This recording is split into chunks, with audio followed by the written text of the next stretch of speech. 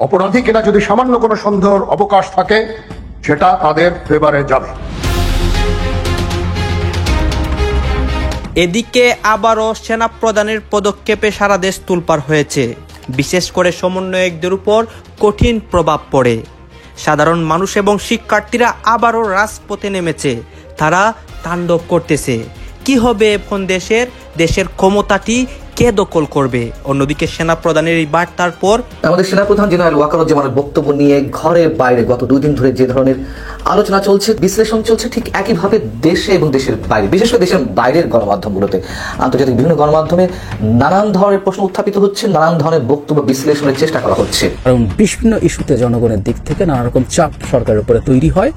এই চাপটা তিনি কিভাবে দেখছেন তারও একটা রিফ্লেকশন আমরা খেয়াল করেছি। সরকার জনগণের চাওয়া বা বিশ্ব কি সেনা প্রধানের দিকেই ঝুঁকে পড়েছেন? সেনা প্রধানের সঙ্গে কি আগে কথা বলতে চাইছেন সবাই? সরকার প্রধানের সঙ্গে আগে কথা বলছেন না? ভারপ্রাপ্ত সরকার প্রধান আগে সেনা প্রধানের সঙ্গে সাক্ষাৎ করে তারপরে প্রধান উপদেষ্টার সঙ্গে সাক্ষাৎ করছেন। দেশের প্রয়োজনে সেনাবাহিনীর সদস্যদের দায়িত্ব পালন আর সর্বোচ্চ আত্মত্যাগে প্রস্তুত থাকার আহ্বান জানিয়েছেন সেনাপ্রধান জেনারেল ওয়াকারুজ্জামান। বাংলাদেশে ধীরে ধীরে সেনা অভ্যুত্থানের দিকে এগোচ্ছে। বাংলাদেশে ভারতকে উস্কানি দেওয়ার জন্য অগস্ট থেকে নভেম্বর পর্যন্ত এরা পাকিস্তান আর্মির সঙ্গে নেগোশিয়েট করেছে। সম্প্রতি সেনাপ্রধানের বক্তব্যকে কেন্দ্র করে বিভিন্ন খবর শিরোনামে উঠে আসছে।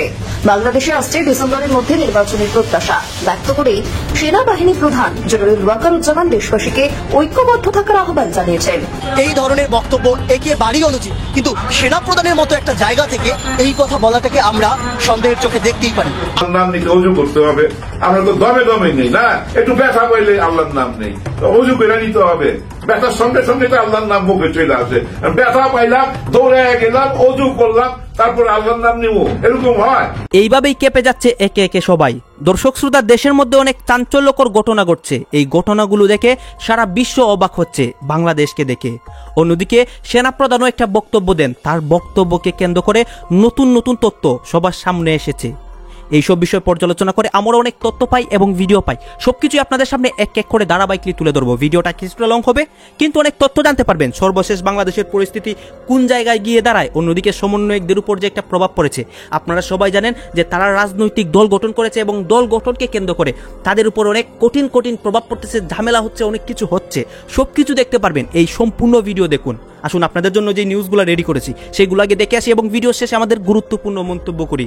এরই মধ্যে কয়েকটা ইম্পর্টেন্ট ক্লিপ দেখাবো, সেই ক্লিপগুলো আপনারা মিস করবেন না। ব্রেকিং নিউজ সেটি হচ্ছে আমাদের বাংলাদেশের সেনাবাহিনীর প্রধান ওয়াকার, তিনি হঠাৎ করে ভাই এই কি ঘোষণা দিয়ে দিলেন এবং আমাদের বাংলাদেশটাকে যে বা যারা কিংবা নির্ধারিত একটা গোষ্ঠীর মাধ্যমে এই সোনার দেশটা পুরে মনক একদম কয়লা হয়ে গেছে, কিংবা এই বাংলাদেশটাকে প্রতিনিয়ত আফগানিস্তান কিংবা আপনার তালেবান রাষ্ট্র যারা নাকি বানাতে চাইছে, তাদের উদ্দেশ্যে আপনার সেনাবাহিনীর প্রধান 25 তারিখে এই কি বক্তব্য রাখলেন। আপনারা অনেকেই জানেন যে বাংলাদেশটাকে যে বা যারা নাকি আপনার তালেবান বানানোর চেষ্টা চালাচ্ছিল, তারা কি এক একজনে আপনার বাংলাদেশে আসার কথা ছিল এবং বাংলাদেশের আপনার ডক্টর ইউনূসের উপদেষ্টা পর্যন্ত হওয়ার কথা ছিল। অন্যদিকে আপনার এই বুলডোজার পার্টি, এরা মানে অমুককে নির্দেশনা দেয়, তমুককে নির্দেশনা দেয়, ওকে মারতে হবে, ওকে ধরতে হবে, তাই না, ওর বাড়ি মনে করেন বুলডোজার দিয়ে ভেঙে গুড়িয়ে দিতে হবে। এই যে একের পর এক মনে করেন বাংলাদেশটাকে অস্থিতিশীল করার চেষ্টা চালাচ্ছে, বা এই সাহসটা তারা কোথায় পাইছে? বা তারা হয়তোবা সবসময় ভাবতো যে আমাদের লাগাম কেউ ধরতে পারবে না, কারণ আমরা তো দেশের কি বলে মানে আস্তাগফিরুল্লাহ বেলায় নবী হয়ে গেছি, এভাবে বলতে হবে। আল্লাহ তুমি মাফ করো। এই আপনার পিনাকি ভট্টাচার্য, তার কথাই বলতেছি। এই পিনাকি বা তিনি হয়তো ভাবছে যে আমার লাগাম কেউ ধরতে পারবো না, কিংবা তিনি যখন নাকি বাংলাদেশে আসার প্রস্তুতি নিচ্ছিল এবং তার নিজের লাগেজ মনে করেন গুছাচ্ছিল, ঠিক সেই মুহূর্তেই আপনার বাংলাদেশের সেনাবাহিনীর প্রধান ওয়াকার তিনি কি সম্পূর্ণভাবে তার প্ল্যানে পানি ঢেলে দেয়। কিভাবে?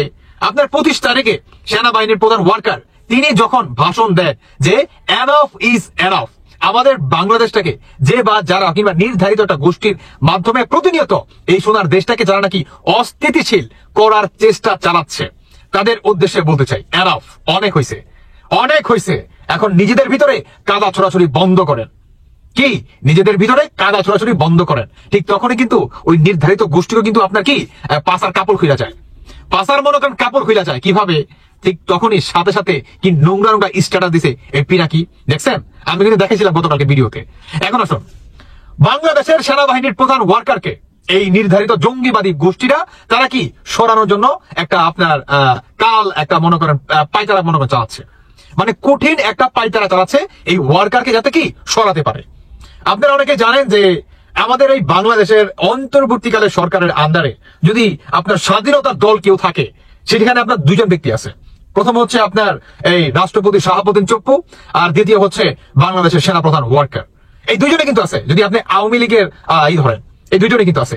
এবং এই দুইজনকে সরানোর জন্য এই জঙ্গিবাদীরা প্রতিনিয়ত চেষ্টা চালাচ্ছে, মানে সেনাবাহিনীর প্রধান ওয়ার্কারকে সরিয়ে অন্য কাউকে বসাতে চায়।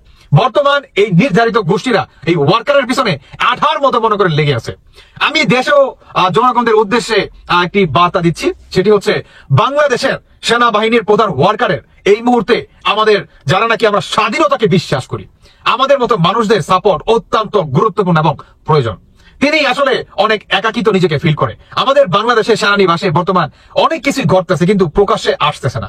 কিন্তু একটা সময় আসবে তিনি সবই প্রকাশ করবে, যে মানে তার যে বর্তমান বিফলতা বা তার যে আমরা নীরবতাটা দেখতেছি বা তার যে চুপ থাকাটা, কেন তিনি চুপ আছে বা কেন তিনি নীরবতাটা ভূমিকা পালন করতেছে, কেন, এটাও কিন্তু আমরা একদিন জানতে পারবো যে এখানে নির্ধারিত গোষ্ঠীর ভিতরে কে বা কারা ছিল, আরো কেউ ছিল কিনা এই মাস্টার মাইন্ডের ভিতরে, এটাও কিন্তু আমরা জানতে পারবো।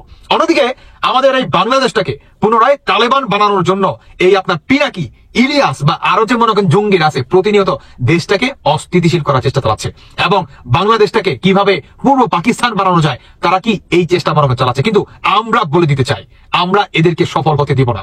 ইতিমধ্যে আপনার বাংলাদেশের সেনাবাহিনীর প্রধান ওয়ার্কার তিনি তার কাজ মনে করেন চালাই দিছে, মানে কোনোভাবেই যাতে দেশটাকে আপনার বা আমাদের যে স্বাধীনতা সার্বভৌমত্ব এটা যাতে হাতছাড়া না হয়ে যায়, এটাকে কোনোভাবেই হাতছাড়া হতে দেওয়া যাবে না। তিনি কিন্তু আমাদের বাংলাদেশের মানুষ যারা নাকি আমরা স্বাধীনতায় বিশ্বাস করি, তিনি কিন্তু আমাদের এরকম একটা ইঙ্গিত দিয়ে কিন্তু কথা বলে। এখন আসুন আমরা সেনাবাহিনীর প্রধান ওয়ার্কারের উদ্দেশ্যে কিছু বলতে চাই। আমি জনাব ওয়ার্কার আপনার প্রতি যথেষ্ট ভালোবাসা এবং শ্রদ্ধা রেখে একটি কথা বলতেছি, সেটি হচ্ছে যখন নাকি শেখ মুজিবুর রহমানকে এই জঙ্গিবাদীরা বা এই জঙ্গিবাদীদের আপনার প্রেতাত্মারা হত্যা করছে, এরাই তো এই যে ইলিয়াস, তারপর হচ্ছে আপনার এই যে পিনাকি, এরাই তো ছিল এদের পূর্বপুরুষ নাকি, এরাই তো ছিল। এরা যে যখন বঙ্গবন্ধুকে হত্যা করছে তখন আপনার বাংলাদেশের আরেকজন বীর মনে করেন নেতা, সেটি হচ্ছে আপনার প্রেসিডেন্ট শহীদ জিয়া। রাজনীতির মাঠে নতুন যে রাজনৈতিক দলটিকে নিয়ে নানান আলোচনা সমালোচনা বা মল্লযুদ্ধ তর্কযুদ্ধ সবকিছু শুরু হয়ে গেছে ছাত্রদের সেই বহুল আকাঙ্ক্ষিত বা প্রতীক্ষিত রাজনৈতিক দলটির আত্মপ্রকাশ আগামীকালকে। তো ইতিমধ্যেই বিভিন্ন সূত্র থেকে ছাত্রদের নতুন এই রাজনৈতিক দলটির নাম চলে এসেছে। অনেকটা পুরান জিনিসই হালকা নাড়াচাড়া করে নতুনভাবে সামনে আসতে যাচ্ছে। আপনাদের খেয়াল থাকার কথা যে সরকার পতনের পর বৈষম্যবিরোধী প্ল্যাটফর্ম থেকে একটা নতুন পার্টির তৈরি হয়েছিল বা কমিটি, যেটার নাম ছিল জাতীয় নাগরিক কমিটি। অবশেষে আমরা জানলাম যে নতুন দলটা সেটার নাম হচ্ছে জাতীয় নাগরিক পার্টি, আর আরেকটা আছে বাংলাদেশ নাগরিক পার্টি। তো বিভিন্ন সূত্র বলছে, শতভাগ নিশ্চিত করেছে যে আগামীকালকে যে রাজনৈতিক দলটি মাঠে আসতে যাচ্ছে সেই দলটির নাম হচ্ছে যাচ্ছে জাতীয় নাগরিক পার্টি, মানে আগে ছিল জাতীয় নাগরিক কমিটি, কমিটিকে হালকা নাড়াচাড়া কইরা এটার নাম দেওয়া হয়েছে জাতীয় নাগরিক পার্টি। তো দলের নেতৃত্বে কারা, ইতিমধ্যেই এটা তো আর অজানা নাই যে দলটির নেতৃত্বে আছেন ছাত্র উপদেষ্টা, যিনি ইতিমধ্যেই পদত্যাগ করেছেন, নাহিদ ইসলাম। আর জাতীয় নাগরিক পার্টির সদস্য সচিব আক্তার হোসেনের নেতৃত্বেই আগে যারা কমিটি ছিল সেটারই যারা আছে সদস্য সচিব আক্তার হোসেন এখানে ওই জায়গাটাতে তাদের অবস্থান শিওর করেছেন। এছাড়া দলটিতে মুখপাত্র এবং মুখ্য সংগঠকের পদে বৈষম্যবিরোধী ছাত্র আন্দোলনের ব্লুটুথ বয় হাসান আব্দুল্লাহ এবং জাতীয় নাগরিক কমিটির মুখ্য সংগঠক সার্জিস আলমী চূড়ান্ত আপনার পদগুলোতে তারা বসতে যাচ্ছেন। তো জাতীয় নাগরিক কমিটির একাধিক সূত্র বলছে এই পদে জাতীয় নাগরিক কমিটির আহ্বায়ক নাসির উদ্দিন পাটোয়ারিকে নিয়েই আলোচনা করছেন আপনার শীর্ষ নেতারা, আর যাকে নতুন দলে সমঝোতার ভিত্তিতে জ্যেষ্ঠ যুগ্ম সদস্য সচিব পদে রাখা হয়েছিল। আর জ্যেষ্ঠ যুগ্ম সদস্য সচিব পদে জাতীয় নাগরিক কমিটির মুখপাত্র সামান্তা শারমিনও আলোচনায় আছে। এর কারণ বলা হচ্ছে যে দলটির শীর্ষ পদে নারী নেতৃত্ব থাকছেন না বলে সম্প্রতি সামাজিক যোগাযোগ মাধ্যমে যে আলোচনা সমালোচনা হয়েছে, সেই সমালোচনার জন্যই এই পদে সামান্তা শারমিনকে রাখার চিন্তা ভাবনা চলছে। জ্যেষ্ঠ যুগ্ম আহ্বায়ক এবং জ্যেষ্ঠ যুগ্ম সদস্য সচিব পদ ছাড়াও আরো 3টি পদ সৃষ্টি করে গুরুত্বপূর্ণ সাবেক ছাত্র নেতাদের জায়গা করে দেওয়ার চেষ্টা চলছে। এই পদগুলো হলো মুখ্য সমন্বয়ক, কোষাধ্যক্ষ, দপ্তর সম্পাদক। এসব পদ এবং বাইরের গুরুত্বপূর্ণ পদে জাতীয় নাগরিক কমিটির যুগ্ম আহ্বায়ক সারওয়ার তুষার, তাসলিম জারা যিনি ডাক্তার আপনারা সকলে চেনেন, আরিফুল ইসলাম আদিব, যুগ্ম সদস্য সচিব অনিক রায়, মাহবুব আলম, অলিক মৃকে দেখা যেতে পারে। এছাড়া আরো বিভিন্ন পদে ওই জাতীয় নাগরিক কমিটি বা বৈষম্য বিরোধীতে যারা লিড করেছেন তারাই দলটার বাকি যে পদগুলো আছে সেখানে ধারাবাহিকভাবে তারা পদ পেতে যাচ্ছেন। এখন আগামীকালকে আনুষ্ঠানিকভাবে আপনারা এটার বিবৃতি দেখবেন বা আত্মপ্রকাশ দেখবেন। এর মাঝখানে আবার টুইস্ট থাকলেও থাকতে পারে, বাট মোটামুটি নিবন্ধন কমপ্লিট যতটুকু আমরা বুঝতে পারছি জাতীয় নাগরিক পার্টি। তো কেমন হলো নাম কি? সেনাবাহিনী প্রধানের যে বক্তব্য, সেই বক্তব্যে যখন দেশ তোলপাড়, এখনো সেই বক্তব্যকে নিয়ে নানা রকমের আলোচনা চলছে, পক্ষে বিপক্ষে নানা রকমের মতামত প্রদান করছেন বিভিন্নজন, হাটে মাঠে ঘাটে সেই আলোচনাই এখনো চলমান। সামাজিক যোগাযোগ মাধ্যমে সেটা নিয়েই চর্চা বেশি হচ্ছে। ঠিক সেই সময় আমরা দেখতে পাচ্ছি যে আগামীকাল সমন্বয়কদের যে নতুন রাজনৈতিক দল, সেই রাজনৈতিক দলের আত্মপ্রকাশ হতে চলেছে। সমন্বয়করা প্রধান উপদেষ্টাকে দাওয়াত দিয়েছেন এই আত্মপ্রকাশ অনুষ্ঠানে আসার জন্য। ব্যাপারটা জমে যাবে তখনই যদি প্রধান উপদেষ্টা এই অনুষ্ঠানে আসেন। কি হতে যাচ্ছে তাদের দল নিয়ে এবং সেনাবাহিনী প্রধানের সেই কথার পরে কোন কোন ঘটনা ঘটতে যাচ্ছে। এদিকে বিএনপি তাদের বর্ধিত সভা করেছে, সেখানে বহুদিন পরে বেগম খালেদা জিয়া দূর থেকে হলেও ভাষণ দিয়েছেন, তারেক রহমান ভাষণ দিয়েছেন। সেখানে তারা দুজনই গুরুত্বপূর্ণ কথা বলেছেন। সব মিলিয়ে আলোচনা করব এই সেনাপ্রধানের যে বক্তব্য, সেই বক্তব্যকে নিয়ে দেশ জুড়ে এখনো যখন উত্তেজনা বিরাজ করছে এবং সেই বক্তব্যের পরে আমরা এরকম চিত্রও দেখেছি, সমন্বয়কদের জেলে যাওয়ার ঘটনাও দেখেছি আমরা। রাজশাহীতে 4 জন সমন্বয়ককে পুলিশে দেয়া হয়েছে। তারা বারিন্দ মেডিকেল কলেজে চাঁদা চাইতে গিয়েছিল, সেখানে ছাত্ররা ধরে তাদেরকে পুলিশে দিয়েছে। আর্মি এসেছিল, তারা ক্ষমা চাওয়া চেয়ে সেখান থেকে রক্ষা পাওয়ার চেষ্টা করেছে পরবর্তীতে, কিন্তু সেটা হয়নি, তাদেরকে পুলিশে দেওয়া হয়েছে। এই প্রথম কোনো সমন্বয়কদের পুলিশে দেওয়ার ঘটনা ঘটলো এবং এটাকে নিয়ে অনেকে বলছেন যে সেনাপ্রধানের সেই ঝাঁঝালো বক্তব্যের প্রতিক্রিয়া শুরু হয়েছে, সেনাবাহিনী অ্যাক্ট করা শুরু করেছে ভালোভাবে। এবার এরকম ঘটনা যখন ঘটছে তখন সমন্বয়কদের যে নতুন রাজনৈতিক দল, সেই রাজনৈতিক দল আগামীকাল ঘোষণা করা হবে মানিক মিয়া এভিনিউতে। শুক্রবার যদিও, তারপরেও মানিক মিয়া এভিনিউয়ের মতো একটা ব্যস্ত জায়গা, ব্যস্ত রাস্তা বন্ধ করে কেন এই আয়োজন করা হবে সেটা নিয়েও যথেষ্ট সমালোচনা রয়েছে। কেন সেটা সোহরাওয়ার্দী উদ্যানের মতো বদ্ধ মাঠে হবে না, কেন ফাঁকা রাস্তায় করতে হবে, কেন সংসদের সামনের জায়গাটা বেছে নেওয়া হবে, এরকম আলোচনা তো রয়েছে। এর ফাঁকেই সেখানেই আয়োজন করা হচ্ছে এবং তাদের নতুন যে রাজনৈতিক দল তৈরি হতে যাচ্ছে, সেই রাজনৈতিক দলের নাম চূড়ান্ত হয়েছে জাতীয় নাগরিক পার্টি, এনসিপি। জাতীয় নাগরিক পার্টি তাদের দল, এই তথ্যটা নিশ্চিত করছে বাংলাদেশের অন্যতম প্রধান দৈনিক প্রথম আলো তাদের বরাত দিয়ে, বৈষম্য বিরোধী আন্দোলনের নেতৃবৃন্দের বরাত দিয়ে এই তথ্যটা নিশ্চিত করেছে কিছুক্ষণ আগে। তারা বলছে জাতীয় নাগরিক পার্টি হচ্ছে তাদের নাম। তরুণদের এই রাজনৈতিক দলে আহ্বায়ক পদ সহ 5টি পদ চূড়ান্ত হয়েছে এবং বেশ হাস্যকর হলেও বাংলাদেশকে 2 ভাগে বিভক্ত করে 2 অঞ্চলের দায়িত্ব দুজনকে দেওয়া হয়েছে, যেহেতু দুজনকেই নেতৃত্বে আনতে হবে। তারা হচ্ছেন সার্জিস আলম এবং হাসনাত আব্দুল্লাহ। বাংলাদেশকে উত্তর এবং দক্ষিণ 2 ভাগে বিভক্ত করা হয়েছে। সেখানে দক্ষিণের মুখ্য সংগঠক করা হয়েছে হাসনাত আব্দুল্লাহকে এবং সার্জিস আলমকে উত্তরাঞ্চলের মুখ্য সংগঠক পদে নিয়োগ দেওয়া হয়েছে। মুখ্য সংগঠক 2টি পদ তৈরি করা হয়েছে এবং নেতৃত্বে জায়গা দেওয়ার জন্য নাসিরউদ্দিন পাটোয়ারিকে প্রধান সমন্বয়কারীর দায়িত্ব দেওয়া হয়েছে। তিনি সমন্বয় করবেন, প্রধান সমন্বয় করা, মুখ্য সংগঠক, এগুলোর কাজ কি সেটা গবেষণার ব্যাপার। আসলে একই ব্যাপারে বিভিন্ন শব্দ ব্যবহার করে পদ বন্টন করা এবং প্রধান দুটি পদ আহ্বায়ক নাহিদ ইসলাম সদ্য সরকার থেকে পদত্যাগ করেছেন। তিনি এতদিন সরকারের ভেতরে থেকে দল গঠনের কলকাঠি নাড়িয়েছেন, এবার সরকারের বাইরে এসে দলের দায়িত্ব নিচ্ছেন। সদস্য সচিব করা হচ্ছে আক্তার হোসেনকেই, বহু বিতর্কের পরে আক্তার হোসেনকেই তারা সদস্য সচিব হিসেবে বেছে নিয়েছে।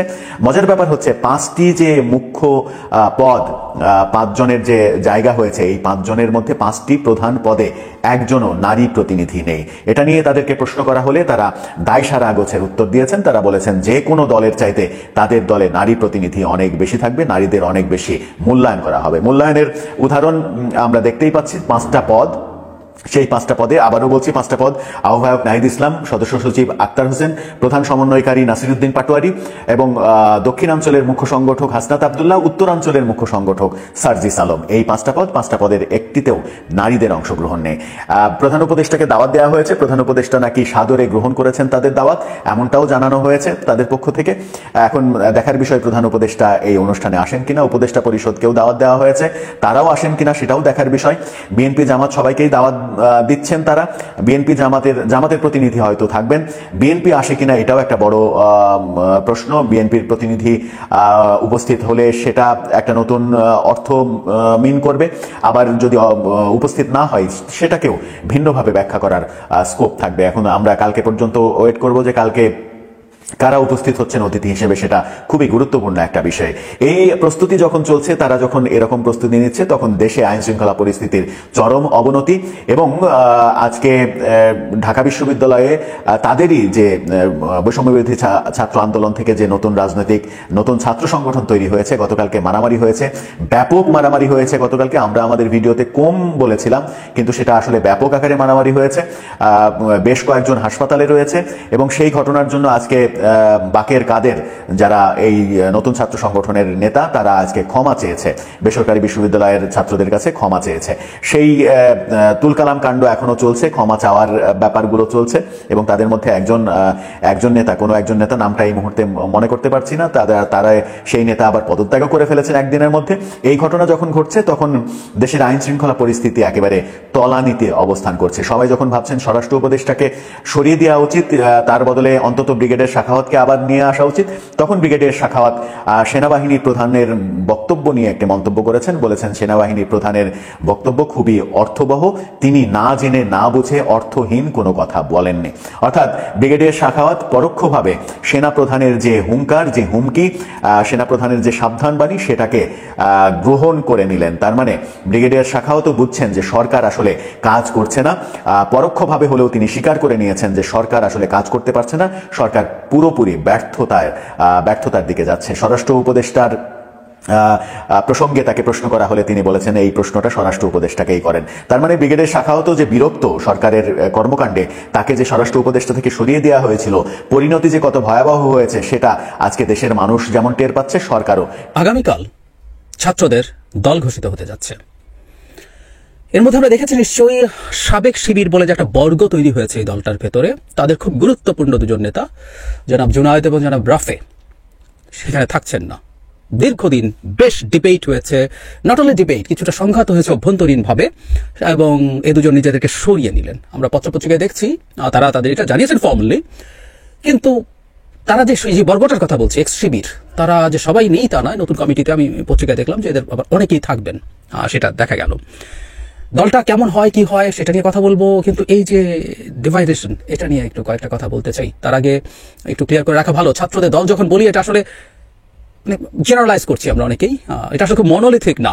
শেখ হাসিনার পতনের জন্য ছাত্ররা যেভাবে মাঠে নেমে এসেছিল, তাদের একটা অংশ এই ছাত্রদের মধ্যে আছে।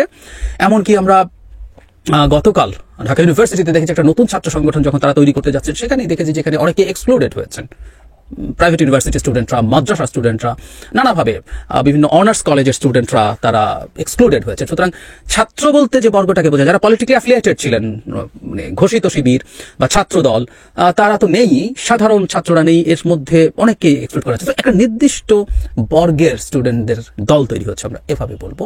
আর স্টুডেন্ট এবং ইয়াং অ্যাডাল্টস, ইয়াং প্রফেশনালস আমরা এভাবে বলবো। তাদের দল আসছে, তাদের দলে পরে কথা বলবো। কিন্তু যে প্রসঙ্গটাতে আসতে চেয়েছিলাম যে তাদের সমস্যা, এবং সমস্যাটা সম্ভবত অনেক গভীরেই প্রবেশ করেছে। আমরা খেয়াল করলাম যে এই যে দুজনের কথা বললাম, যে দুজনে বেশি আলোচিত হয়েছেন কারণ তারা খুব বড় পদে ছিলেন, জনাব জুনায়েদ এবং জনাব রাফে, এই দুজনই ঢাকা ইউনিভার্সিটির ছাত্র শিবিরের সভাপতি ছিলেন। দেখা গেল হঠাৎ করে তারা দুজন চীনের একটা বাংলাদেশি রাজনীতিবিদদের একটা প্রতিনিধি দল যাচ্ছে তার অংশ হয়েছেন, এবং সারপ্রাইজিংলি দেখা গেল যে এই দুজন আসলে জাতীয় নাগরিক কমিটি থেকে গিয়েছেন বলে যে শোনা গেছে সেটা নয়। আমি একটু একটা স্টেটমেন্ট পড়ি, এটা আজকের পত্রিকায় এভাবে বলা হয়েছে, তারা রীতিমতো স্টেটমেন্ট দিয়েছেন। সম্প্রতি কিছু গণমাধ্যমে প্রকাশিত সংবাদে উল্লেখ করা হয়েছে চীনের কমিউনিস্ট পার্টির আমন্ত্রণে জাতীয় নাগরিক কমিটির কয়েকজন সদস্য একটি ডেলিগেশনের সঙ্গে চীন সফরে যাচ্ছেন। জাতীয় নাগরিক কমিটি স্পষ্টভাবে জানাতে চায় কমিটি এই বিষয়ে অবগত নয় এবং চীনের কমিউনিস্ট পার্টির পক্ষ থেকে জাতীয় নাগরিক কমিটি কোনো আনুষ্ঠানিক আমন্ত্রণ পায়নি। একই সঙ্গে জাতীয় নাগরিক কমিটির পক্ষে কেউ এই ডেলিগেশনে অংশগ্রহণ করছে না বা প্রতিনিধিত্ব থাকছে না। জাতীয় নাগরিক কমিটি আরও স্পষ্ট করতে চায় সংগঠনের কোনো আনুষ্ঠানিক সিদ্ধান্ত ছাড়াই যদি কেউ জাতীয় নাগরিক কমিটির নাম ব্যবহার করে ডেলিগেশনে যোগ দেয় বা কোনোরূপ কমিটির প্রতিনিধিত্ব করার দাবি করে তা সম্পূর্ণ ব্যক্তিগত উদ্যোগে এবং এর সাথে তাদের কোনো সম্পর্ক নেই, বলছে সবাইকে সতর্ক থাকতে। খুবই ইন্টারেস্টিং একটা ব্যাপার, সেটা হলো চায়না তাহলে এই দুজনকে কেন দাওয়াত দিল? আমরা দেখেছি বিভিন্ন রাজনৈতিক দল, বিএনপি আছে, বিপি ওয়ার্কার্স পার্টি, গণসংহতি আন্দোলন, এরকম বিভিন্ন জায়গা থেকে, যুবদল, এরকম বিভিন্ন, কিন্তু এখন প্রশ্ন হচ্ছে এই দুজন যদি জাতীয় নাগরিক কমিটির পক্ষ থেকে সিলেক্টেড না হয়, তার মানে চায়না এই দুজনকে আলাদাভাবে সিলেক্ট করেছে, ইটস ফর শিওর। অথবা চায়না কারোর সাথে যোগাযোগ করেছিল, তারা রেকমেন্ড করেছে। এটা কি জামায়াত বা শিবির রেকমেন্ড করেছে? এটা নিয়ে অনেকে আমার বিরুদ্ধে তেড়ে আসেন, কিন্তু আমি নিয়ে কয়েকটা স্পষ্ট প্রশ্ন করব। আসলে আমার কিছু প্রশ্ন আছে তাদের প্রতি, আগেও করেছি আমরা, যারা এরা আছেন বিশেষ করে এই দুজন, তাদের কাছেও আমার কিছু প্রশ্ন আছে, সেই জায়গায় আসবো। সো এটা খুবই ইন্টারেস্টিং একটা ফাইন্ডিং। নাগরিক কমিটি জানে না, কিন্তু তাদের দুজন নাগরিক কমিটির নামে চায়না সফরে যাচ্ছে, এবং চীনও তাহলে কতদের সাথে, কাদের সাথে, কতভাবে সম্পর্ক ডেভেলপমেন্টের চেষ্টা করছে, এটা আমাদের মনোযোগ ভবিষ্যতে থাকবে। যাই হোক, এই ঘটনাটা ঘটলো, কিন্তু এটা পুরোপুরি ঘটেছে তা না। আসলে মূল সমস্যা হয়েছিল তারা যে দুটো পদ চেয়েছিলেন সেই দুটো পদ পাননি। এমনও আমরা নিউজে দেখেছি তাদের জন্য পদ তৈরি করার কথাও হয়েছিল, সিনিয়র যুগ্ম আহ্বায়ক, সিনিয়র যুগ্ম সদস্য সচিব, এরকম পদ দিয়েও রাখার চেষ্টা হয়েছিল তাদেরকে অ্যাকোমোডেট করার জন্য, কিন্তু তারা সম্ভবত সেটাই শেষ পর্যন্ত অ্যাগ্রি করেননি এবং তারা শুভকামনা জানিয়ে এই প্রসেসে থাকবেন না বলছেন। কিন্তু টেকনিক্যালি তারা এখনো নাগরিক কমিটিতে আছেন, কারণ নাগরিক কমিটি থেকে যারা দলে যাবেন তারা যাবেন, যারা যাবেন না তারা সেখানে থেকে যাবেন। এবং আমরা দেখেছি নাগরিক কমিটির 3টা বা 4টা পদ রেখে বাকি সবগুলো বাতিল করে দেওয়া হয়েছে। এখন নতুন কমিটি নিশ্চয়ই ওখানে তৈরি হবে, কারণ নাগরিক কমিটির যারা দায়িত্বপ্রাপ্ত ছিলেন, আহ্বায়ক এবং সদস্য সচিব দুজনই, যারা নাসিরুদ্দিন পাটোয়ারি এবং যারা আক্তার, দুজনই দলে যাচ্ছেন এমন নিউজ আমরা দেখলাম। ফলে ওই জায়গাগুলো ফাঁকা হতে যাচ্ছে, আমরা ওই জায়গাগুলোতে আবার তাদেরকে দেখবো কিনা আর সেটাও আমাদের খেয়াল রাখতে হবে, সেটাও সম্ভাবনা আছে। আর দলের পদের ক্ষেত্রেও এই এক্স শিবির যে বর্গ আছে তারা অনেকেই নাকি আছে, কারা কারা থাকবেন আমরা আগামীকাল স্পষ্ট হব। যাই হোক, আমি আগেও এই বিষয়টা নিয়ে তীব্র ডিবেট তৈরি হয়েছিল, আমি তাদেরকে নিয়ে আলাদা একটা ভিডিওতে কথা বলেছিলাম। আমার কিছু ধারণার কথা, আমি যেভাবে শিবিরকে দেখেছি, আমি একদম এইচএসসিতে পড়ার সময় খুব কাছ থেকে শিবির দেখেছি, এটা ওখানে বলেছি। কিভাবে তারা অপারেট করেন, এই দল কিভাবে অপারেট করে আমার ধারণা আছে। আমাদের জনপরিসরে এই আলাপগুলো হোক, এই আলাপগুলো হওয়া দরকার আছে, এগুলো নিয়ে তারা তাদের ইন্টারাকশনটা করুক। কিন্তু আমি এক্স শিবিরদের কাছে একটা প্রশ্ন করতে চাই, আমি একটু প্রশ্নগুলো করি। যদি কখনো জনাব জুনায়েদ এবং রাফেকে আমি সামনে পাই, আমি তাদের কাছ থেকে এটা শুনতে চাইবো, আমার আগ্রহ আছে, কারণ আমি দেশের রাজনীতি বুঝতে চাই, বা এখানে যারা রাজনীতি করতে চান তাদেরও জনগণের সাথে এই ইন্টারাকশন গুলো করা দরকার, অন্তত যাদের মধ্যে এই প্রশ্নগুলো তৈরি হয় তাদের ক্ষেত্রে। আমার প্রশ্নগুলো কথা, এই দুজনকে আমি বিশেষ করে টার্গেট করছি, কারণ এই দুজন খুবই দায়িত্বপূর্ণ পদে ছিলেন, ঢাকা ইউনিভার্সিটির ছাত্র শিবিরের সভাপতি ছিলেন দুজনই। আচ্ছা, তারা ছাত্র শিবির আর করছেন না, এক্স শিবির মানে তারা আর করছেন না। স্বাভাবিক নিয়মে তাদের জামায়াত ইসলামীতে যাওয়ার কথা ছিল, এটা সাধারণ ট্রেন্ড, সবাই জানতা না, কিন্তু সাধারণ ট্রেন্ড হচ্ছে এটা, তারা জামায়াত ইসলামীতে যাবেন। তারা তো যাননি। আচ্ছা, তার মানে কি তাদের জামায়াত ইসলামী ভালো লাগছে না? আমি একটু জবাবটা জানতে চাই। যদি ভালো না লেগে থাকে, সেটা কেন ভালো লাগছে না আমার কৌতূহল হয়। আচ্ছা, তারা গেলেন না, কিন্তু তারা সবাই আবার একত্র থাকতে পারছেন, তার মানে তাদের তো নির্দিষ্ট কোনো আইডিওলজি আছে যেটা তাদেরকে একত্র রাখছে এবং তারা একটা বর্গ হিসেবে কাজ করছেন। তাহলে আমার প্রশ্ন, জাতীয় নাগরিক কমিটিতে কেন তারা? জাতীয় নাগরিক কমিটিতে ইসলামী আন্দোলন বা ইসলাম বেসড কোন আন্দোলন করতে যাচ্ছে না, পার্টি করতে যাচ্ছে না। এর মধ্যে তারা ঘোষণা করেছেন তারা মধ্যপন্থী দল তৈরি করবেন। তাহলে এতদিন যারা ইসলামী ছাত্র শিবির, ইসলামী শব্দটা রেখে একটা দল করতেন, তাদের পরবর্তী দলটা জামায়াতে ইসলামী রেখে, তাহলে কি তারা ইসলামী রাজনীতি পছন্দ করছেন না এখন? আমার মনে প্রশ্ন তৈরি হয়েছে, আমি একটু জানতে চাই। আসলে আমি সরাসরি দেখা হলে জানতেও চাইবো এদের কারো কাছে। তাহলে কি ইসলামী রাজনীতি পছন্দ করছেন না? তার মানে আপনারা এতদিন যে রাজনীতি করেছেন সেটা কি ভুল ছিল? কারণ ইসলামী রাজনীতি করলে এটা তো ইসলামিক দল হচ্ছে না। তাহলে এখানে কেন আপনারা? কেন এখানে পদে থাকার জন্য এতটা চেষ্টা, চরিত্র, এত কিছু? কেন এটাকে আপনাদের নতুন পলিটিক্যাল ড্রিম মনে করছেন? আমার একটু জানার আগ্রহ আছে। আর যদি আপনাদের ইসলামী রাজনীতি প্রধান লক্ষ্য ছিল, হতে পারে যে আপনার ইসলামী রাজনীতি লক্ষ্য, কিন্তু আপনার এখন ছাত্র শিবির করে আর ভালো লাগেনি, আপনি ওখানে থাকলেন না এবং এই কারণে আপনি জামায়াতে আর গেলেন না। ইসলামী রাজনীতি যদি টার্গেট থাকে তাহলে তো কথা ছিল আপনারা আরেকটা ইসলামী রাজনৈতিক দল খুঁজবেন যেখানে কাজ করতে পারেন। না হলেও যদি কোথাও না পাওয়া গেল, এই বর্গটা একটা রাজনৈতিক দল তৈরি করবে, একটা নতুন ইসলামী রাজনৈতিক দল তৈরি করবে। আপনাদের তো সাংগঠনিক অভিজ্ঞতা আছে, রাজনীতির অভিজ্ঞতা আছে, তাই তো করার কথা ছিল যে আমার এটা ভালো লাগছে না, আমি নিজে একটা রাজনৈতিক দল তৈরি করবো। বাংলাদেশে এই ধরনের ইডিওলজিক্যাল দলগুলো ভেঙে, বিশেষ করে একটা এক্সট্রিমের মানে ডিফারেন্ট পোলের একটা ইডিওলজিক্যাল দলগুলো হচ্ছে বামপন্থী দলগুলো, তারা ভেঙে ভেঙে বামপন্থী দলই হয়েছে। কেউ কেউ কোনো একটা সময় এই পন্থা থেকে বিশ্বাস হারিয়ে মেইন স্ট্রিম দলগুলোতে চলে গেছে। তারা সেটা পরবর্তীতে বলেছেন যে আমি এখন আর এই আদর্শে বিশ্বাসী নই, আমি আর কমিউনিজমে বিশ্বাসী, আমি সোশ্যালিজমে বিশ্বাসী নই। তাই আমরা জানি প্রচুর বামপন্থী দল থেকে বিএনপি আওয়ামী লীগ দুই দলের লোকজন গেছে এবং তারা সেই আদর্শটাকে আর সঠিক মনে না করেই গেছেন। আমি ব্যক্তিগতভাবে এরকম খুব বড় বড় কয়েকজন নেতার সাথে কথা বলে দেখেছি, তারা ব্যক্তিগতভাবে তো বলেনি, তারা এই কথাগুলো অন রেকর্ড ইন্টারভিউতেও বলেন। আমরা আসলে এই এক্স শিবির যারা আছেন তাদের কাছ থেকে এই ধরনের মতামত পেতে চাই। আপনারা কি আর ইসলামী রাজনীতির আদর্শে বিশ্বাসী নন, নাকি ইসলামী রাজনীতিক আদর্শে বিশ্বাসী? তাহলে কিন্তু অনেকগুলো কনফ্লিক্ট তৈরি হয়। আমি আসলে বুঝতে চাইছি, আমি একজন অবজারভার এবং অ্যানালিস্ট হিসেবে আমার এই যে একটা নতুন বর্গ আমাদের সামনে এসে হাজির হলো, তাদের চিন্তা, তাদের আদর্শ, সেটা আমার জানার কৌতূহল আছে এবং একই সাথে আমি মনে করি তাদেরও এক ধরনের দায়িত্ব আছে। তারা কি চান, কিভাবে চান, কেন চান। হতেই পারে কারো ইসলামী রাজনীতি যে ফর্মে ছিল সেই ফর্মে আর ভালো লাগছে না, ইসলামী রাজনীতি আর ভালো লাগছে না, কিন্তু সবাই একত্রে ইন্টিগ্রেটেড ওয়েতে একই কিভাবে থাকেন? শিবিরে যারা কাজ করবেন না তারা প্রত্যেকে একই হবেন না তো। মানে কমিউনিস্ট দলগুলো যারা ছেড়েছে সবাই তো একই পার্টিতে একসাথে চলে যান নাই, প্রত্যেকে বিভিন্ন বিভিন্ন জায়গায় তাদের অবস্থান তৈরি করতে চেষ্টা করেছেন। তো তাহলে এই বর্গটা এবং তাদের প্রতিনিধি হিসাবে আমাদের সামনে এই দুটো মুখী সবচেয়ে সিগনিফিক্যান্ট, এবং শেখ হাসিনার বিরুদ্ধে যে লড়াই তাতে এদের গুরুত্বপূর্ণ অবদান আছে, নিশ্চিতভাবেই আছে। শিবিরের খুব গুরুত্বপূর্ণ রোল আছে, এক্স শিবিরদেরও আছে। তো সুতরাং তাদের জায়গা থেকে এই জিনিসগুলো খোলাসা হওয়া দরকার। একটা রাজনীতিতে পরিচ্ছন্নতা ইম্পর্টেন্ট। বাংলাদেশে দীর্ঘদিন রাজনীতিতে অস্পষ্টতা প্রবলেম তৈরি করেছে, আর ছাত্ররা যে নতুন রাজনৈতিক দল তৈরি করতে যাচ্ছে তাতে যারা যারা আছেন যেভাবে আছেন, আমি মনে করি তাদের কাছে ডিমান্ড, মানে পুরোনো দলগুলো অস্পষ্টতা নিয়ে চলছে, এটা মানুষের এক ধরনের অভ্যস্ততা তৈরি হয়ে গেছে। কিন্তু নতুন দলগুলো শতভাগ না হলেও, রাজনীতি টাফ জিনিস, শতভাগ স্পষ্টতা নিশ্চিত করা যায় না, অস্পষ্টতা যতদূর সম্ভব কমানো সেটা করা দরকার। আদারওয়াইজ আমি যে কথাটা আমার আগের আর্গুমেন্ট ছিল, যেটা আমার নিজের বিশ্বাসও, আসলে তারা নিজেদের পরিচয় আসলে এখন ডিসগাইজ করছেন, করে তারা এই দলটাতেও তারা ইনফিলট্রেট করছেন। আওয়ামী লীগ সরকারের সময় দুইটা শব্দ খুব কমন আপনারা শুনেছেন, জঙ্গি, বিএনপি জামাত।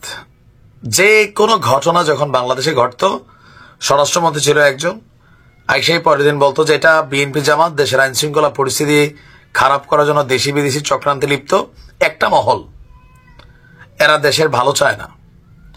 আর দাড়ি টুপি কোথাও পাইলে এটা জঙ্গি বলেই এটা চলতো, এটা আমরা দেখেছি।